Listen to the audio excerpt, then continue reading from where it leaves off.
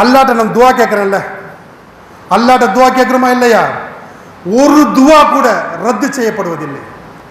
அல்லாஹ்விடத்தில் கேட்கக்கூடிய ஒரு துவா கூட ரத்து செய்யப்படுவது கிடையாது.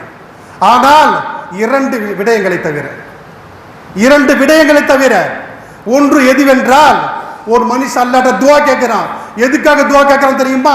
பாவம் செய்வதற்காக, தவறு செய்வதற்காக, குற்றம் செய்வதற்காக துவா கேட்கிறான். அந்த துவா ஒப்புக்கொள்ளப்படாது. இரண்டாவது என்ன தெரியுமா?